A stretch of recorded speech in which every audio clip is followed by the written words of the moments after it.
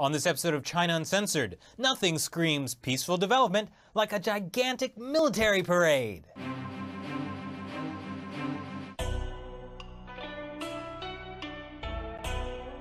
Hi, welcome to China Uncensored. I'm your host, Chris Chappell.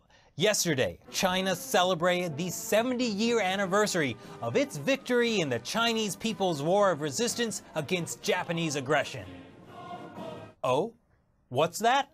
You say you've never heard of it? Well, you Westerners might know it by its less common name, World War II. You might also be under the mistaken assumption that Japan surrendered because it realized it was no match for the American army. Not true. For the truest facts, you need to turn to Chinese state-run media. Yes, the war in China, apparently, was the decisive force in defeating the Japanese fascists. That's right, it was China that defeated the Japanese. And now it's time to celebrate. That's why people all around China are getting in on the anti-Japanese fun. From ice creams in the shape of Japanese war criminals, to super soaker fights with the Japanese devils, to middle-aged women dancing in front of a giant Mao sculpture, or dancing with fake guns. And let's not forget the almost million-strong Citizens Patrol organized by the Beijing government to patrol every street, every alley for signs of security hazards that might jeopardize, are you ready for this? The commemoration of 70th anniversary of victory of Chinese people's resistance against Japanese aggression and World Anti-Fascist War Parade.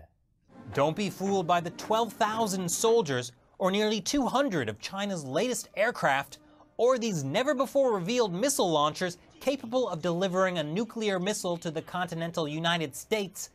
This parade was about peace. The peace we have China to thank for. These lovely soldierettes are goose-stepping down Chang'an Avenue.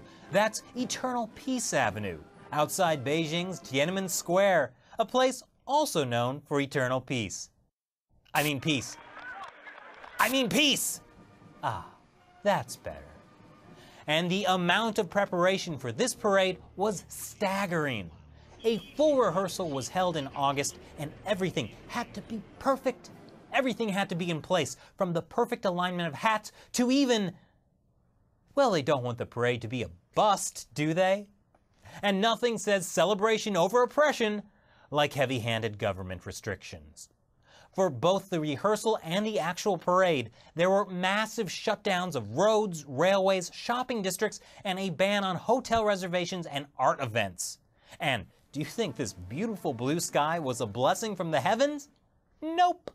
Authorities closed more than 10,000 factories, implemented a citywide odd-even license plate rule to cut traffic, and implemented pollution controls across 6 Chinese provinces.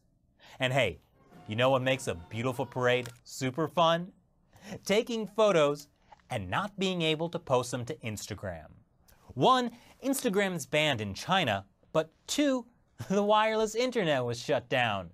Not that it would have mattered, because orders were given to censors to closely scrutinize all posts relating to the parade, and all websites had to promote positive, sunny netizen commentaries.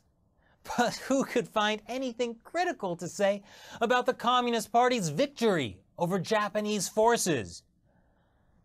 Historians can. Yes, the entire thing is a fraud.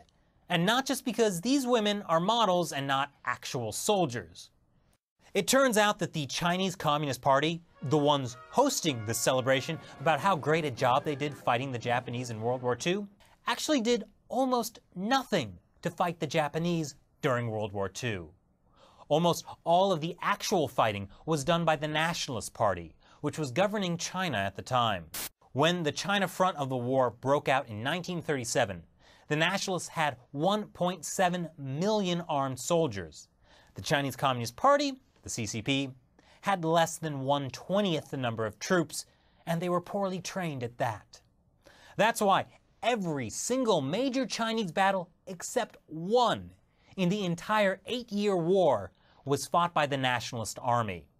According to Zhou Enlai, in a secret report to Joseph Stalin in 1940, over 1 million Chinese had died in fighting through the summer of 1939, and only 3% were from the CCP. So by the time Japan finally surrendered in 1945, aboard the American ship, the USS Missouri by the way, the nationalists had suffered heavy losses. Less than a year later, the CCP reignited the Chinese Civil War, and because the CCP had been using the past decade to build up its own troops, it was able to defeat the nationalists within 3 years, forcing them to retreat to the island of Taiwan. So, how did the CCP really feel about World War II? Well, in 1972, Chairman Mao Zedong gave a personal thank you to the Japanese Prime Minister, telling him he didn't have to say sorry because the Japanese invasion actually helped the CCP beat the nationalists.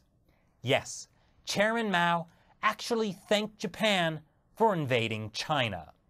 Oh, maybe that's why, according to Xinhua, the world community wants Japan to apologize for World War II.